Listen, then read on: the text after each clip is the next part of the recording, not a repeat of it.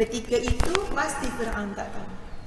Ketika itu tuan-puan sekalian, pasti Fir'aun tidak menyangka 5 perkara yang Allah datangkan untuk menghadap, untuk menghadapi, ataupun kita kata sebagai cabaran yang harus dilalui oleh Fir'aun. Apa dia 5 perkara itu? 5 perkara itu, yang pertama ialah penyelamatan mereka dari kezaliman. Ini yang pertama. Fir'aun memang buat 5 perkara tadi, tapi takdir Allah, perancangan Allah, ketetapan Allah, Allah akan selamatkan orang-orang yang beriman. Allah akan selamatkan sebahagian daripada Bani Israel itu daripada kezaliman. Satu. Yang kedua, bukan sahaja Allah akan selamatkan daripada kezaliman. Dia macam ni ya tuan-puan. Cara, metodologi bagaimana kisah itu disampaikan dalam Al-Quran, selalu tuan-puan pada depan-depan permulaan, mukaddimah sebelum penceritaan, Allah akan jelaskan dulu apa yang akan didapati, apa hasil dia. Nanti cerita itu akan datang. Contoh, kalau cerita Nabi Yusuf, وَكَذَلِكَ نَجْزِي الْمُحْسِنِينَ, demikian kami akan memberi balasan kebaikan kepada orang-orang yang berbuat baik. Kemudian dilanjutkan cerita. Kita nampak daripada awal penceritaan, ni apa agaknya ni nasib orang baik ni, ya, ke mana nak dibawa, membuktikan bahawa benar Allah tidak akan biarkan orang yang buat baik. Jadi kita baca tu tuan-puan dengan semangat apa? Bila nak nampak pembuktian 5 perkara yang Allah sebut Allah akan bagi kepada orang-orang yang beriman berdepan dengan Fir'aun. Pertama, kamu akan diselamatkan Allah daripada kezaliman. Yang kedua, Allah akan jadikan mereka pemimpin-pemimpin setelah Fir'aun dan kaum. Allah akan berikan mereka pula, menggantikan Fir'aun untuk menjadi pemimpin-pemimpin. Dan yang ketiga, Allah janjikan untuk mereka mewarisi Mesir dan Syam. Yang Ustazah sebut ni, ini boleh rujuk tafsir Al-Munir. Ya, Allah janji akan jadikan mereka pewaris yang mewarisi bumi Mesir dan Syam. Padahal mereka ni siapa tuan-puan? Mereka adalah golongan mustad'afin.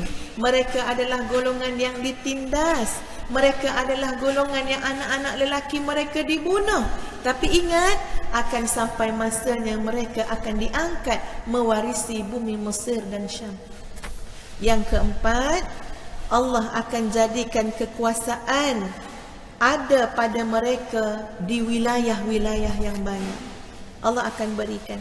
Dan yang kelima, Allah akan perlihatkan, Allah akan berikan, Allah akan hadapkan setiap sesuatu yang ditakuti oleh Fir'aun, Haman dan seluruh sekutu-sekutu orang-orangnya.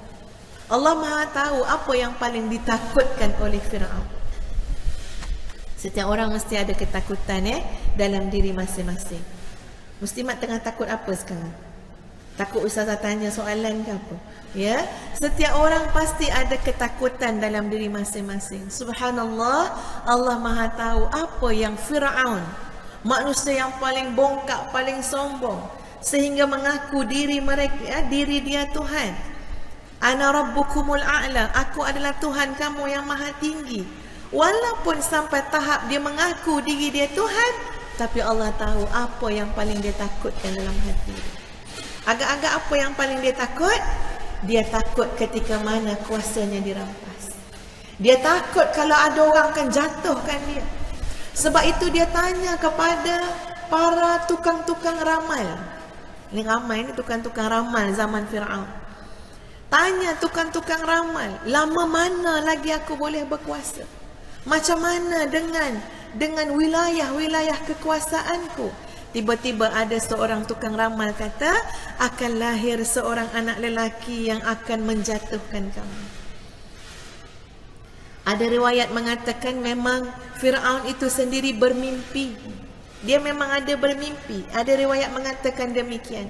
Tapi ada yang menyebut itu datangnya daripada ramalan tukang-tukang sihirnya, tukang-tukang ramalnya, macam-macam lah yang ada di istana Fir'aun ataupun yang dikumpulkan oleh Fir'aun.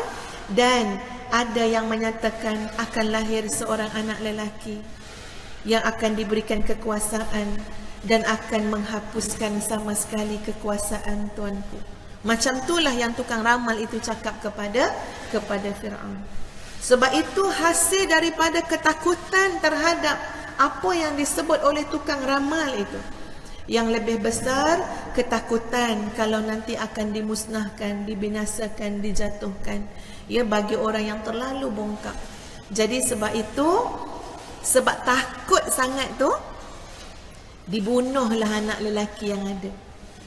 Carilah mana ada anak lelaki, bunuh. Sehingga ada yang menyatakan, tuan-puan, takutnya Fir'aun. Fir'aun buat macam ni.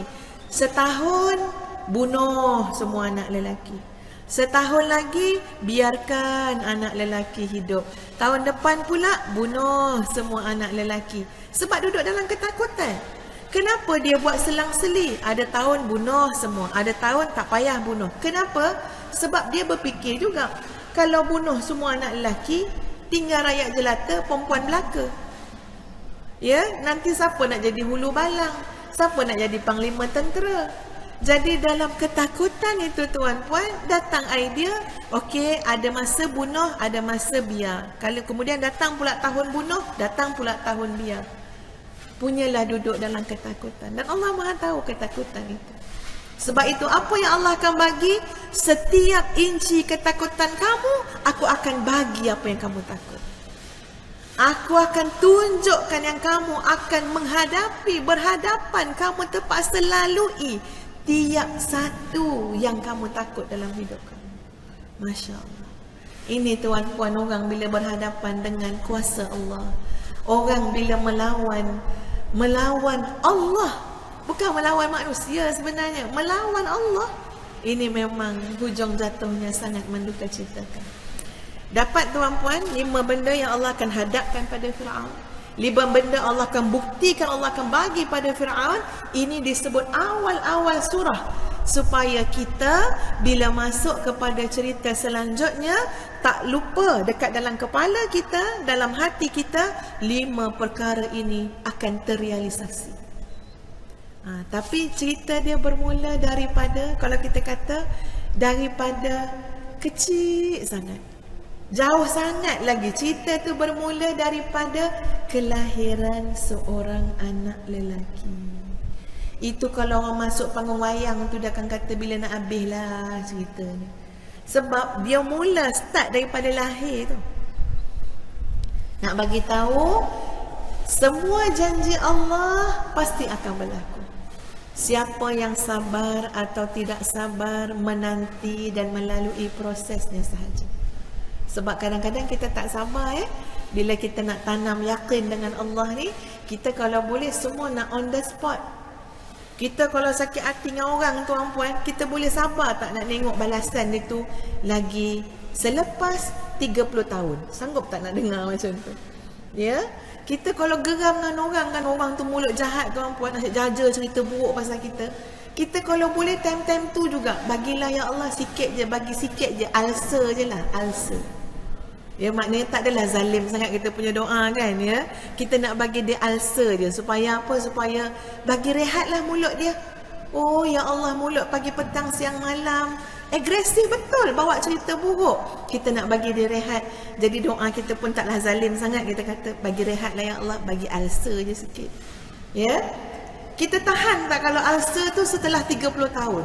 Doa tahun 2018 dapat tahun 2038. Tak tahan.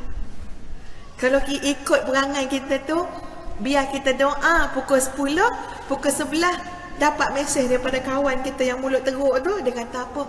Minta maaf saya tak boleh datang lah, ulcer. Masa tu kita akan kata, oh ya Allah, alhamdulillah mustajab doa aku. Itu ketidaksabaran kita menanti janji Allah. Padahal tuan-puan jangan risau, orang buat baik pada kita dia akan dapat pahala, orang buat jahat pada kita dia akan dapat sesuatu yang sesuai dengan keburukan dia. Sama juga kita buat pada orang. In ahsantum li anfusikum. Kalau kamu buat baik pada diri kamu. Tak ada apa yang luput pada orang yang buat baik. Kalau kita kata, maksud saya buat baik dengan dia ustazah, saya tak dapat apa-apa pun. Tak. In ahsantum li anfusikum. Kalau kamu buat baik, sebenarnya kamu menyantuni diri kamu. Sebenarnya kamu menghormati diri kamu, nama kamu, kemuliaan yang Allah berikan kepada kamu. Dan kalau kamu buat tak baik, in ahsantum li anfusikum wa in asa'tum, dan kalau kamu tak buat baik, falaha, kembali pada diri kamu. Ya, jadi tapi kita nak yakin, nak sabar, itu kadang-kadang kita nak cepat tuan-puan. Lihat ya bagaimana Allah sebut 5 perkara akan aku bagi untuk melemahkan Fir'aun, yang akan dihadapi oleh Fir'aun. Tapi bermulanya ya perkara itu, nak nampak 5 benda tu, ini ceritanya, plot ceritanya bermula dengan baik, dilahirkan seorang bayi lelaki yang bernama Musa. Panjang lagi cerita ni tuan-puan. Sebelum nak nampak jatuhnya Fir'aun tu panjang, lama. Orang-orang yang sabar insya-Allah bersama-sama dengan yang kita kata janji Allah. Tapi orang tak sabar, dia tak boleh tunggu janji Allah. Ya, kelang-kelibut je hidup dia, huru-hara sebab tak boleh sabar dengan janji Allah. Ustazah bacakan kelima-lima yang kami sebutkan tadi, ada disebut dalam Al-Quran, suratul Qasas. وَنُرِيدُ أَن نَّمُنَّ عَلَى الَّذِينَ اسْتُضْعِفُوا فِي الْأَرْضِ وَنَجْعَلَهُمْ أَئِمَّةً وَنَجْعَلَهُمُ الْوَارِثِينَ. Kami nak jadikan mereka sebagai pemimpin, dan kami nak jadikan mereka sebagai orang yang mewarisi, orang yang mewarisi muka bumi ini untuk diuruskan dengan sebaik-baik jalan. Ayat yang ke-6, وَنُمَكِّنَ لَهُمْ فِي الْأَرْضِ, dan kami teguhkan kedudukan mereka. Numakin, kami akan teguhkan kedudukan mereka, orang-orang yang beriman. Walaupun dari sisi Fir'aun melemahkan, menghina, membunuh, memalukan, itu semua kerja Fir'aun. Tapi ingat, Fir'aun bukan berlawan dengan Nabi Musa semata-mata. Fir'aun bukan berlawan dengan orang beriman semata-mata. Ingat, orang beriman itu pembelanya adalah Allah. Ya, orang beriman itu dijanjikan pertolongan Allah. Wa numakkina lahum fil ard, kami akan teguhkan mereka di atas muka bumi. Wa nuriya fir'auna wa hamana wa junudahuma, kami akan perlihatkan kepada Fir'aun, betul-betul di hadapan mata Fir'aun. Azab itu, subhanallah kan lanjutan cerita itu sampai akhirnya, azab itu betul-betul di depan mata Fir'aun. Fir'aun, ini kau dah masuk cerita ujung lah ni. Ya, jenis orang malas-malas baca novel kan, baca depan, ambil belakang terus ya. Belakang ujung sekali apa dia? Fir'aun memang akhirnya depan mata dia azab.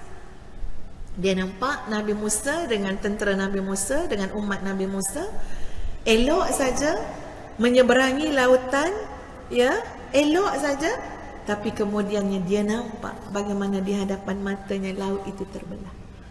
Ya, wa nuriya fir'auna wa hamana wa junudahuma minhum ma kanu yahdharun, sesuatu yang sangat mereka takut, mereka hati-hati, mereka paling cermat bab ini. Tapi ingat, wa nuriya, kami yakni Allah akan perlihatkan kepada mereka.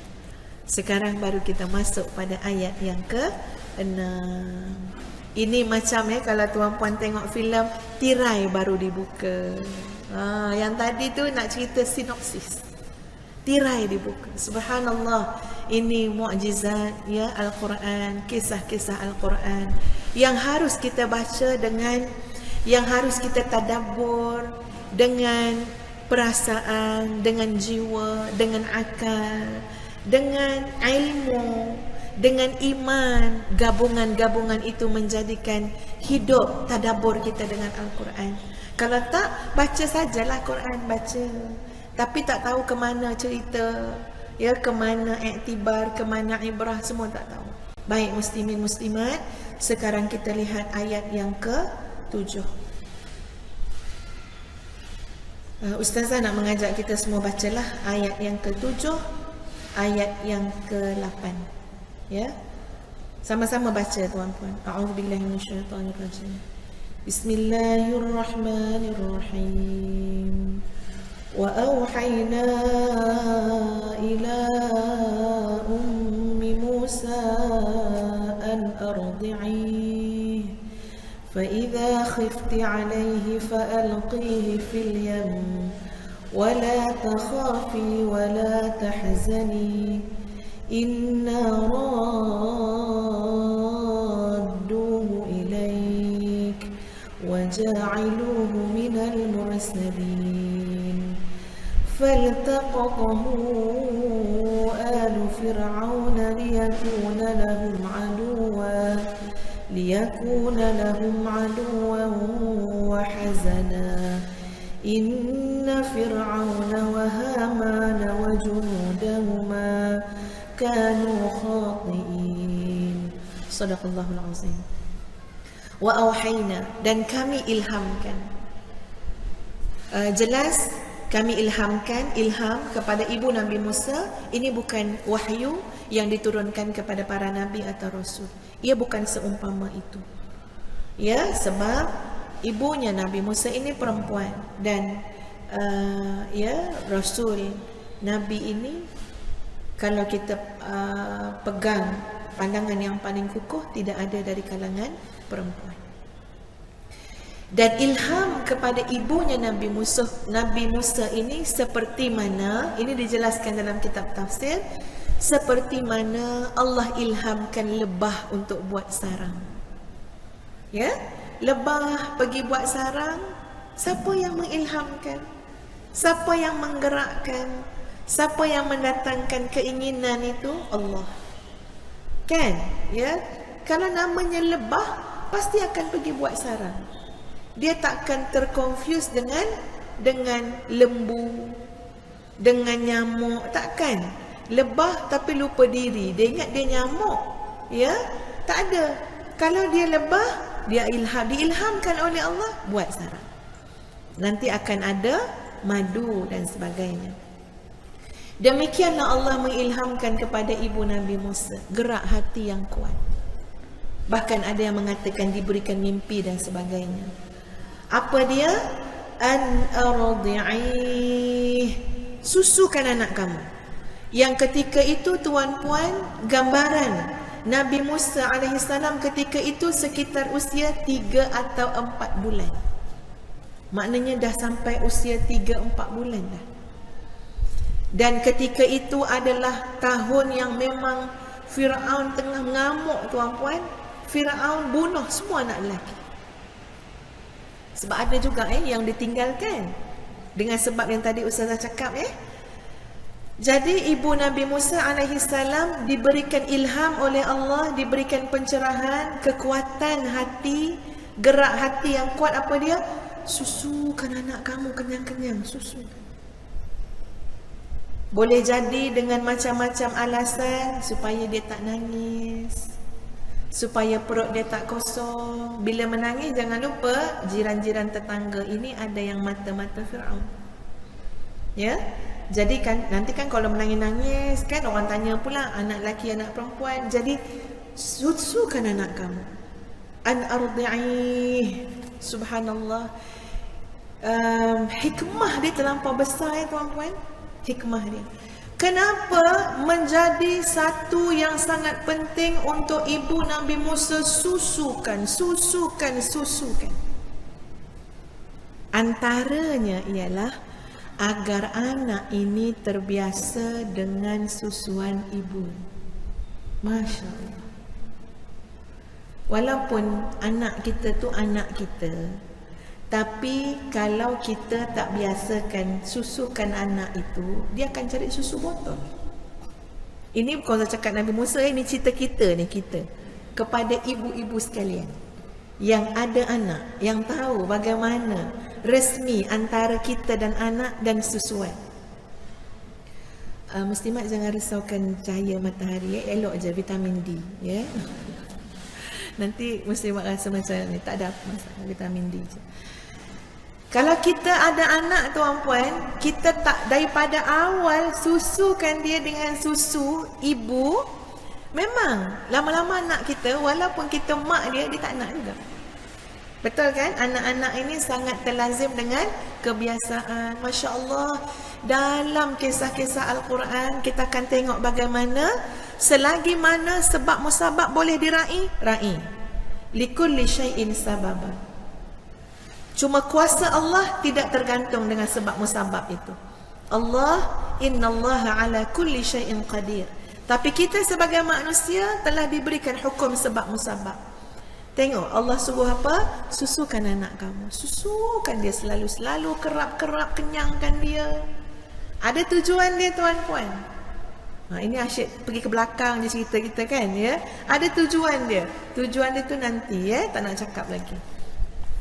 Susukan anak kamu dengan alasan, dengan hikmah yang besar supaya dia biasa, supaya dia tahu macam ini rasanya, ya, untuk ibunya sendiri. Masya Allah. Dan dia pun tak menangis, dia pun kekenyangan. Boleh lama anak tu tenang.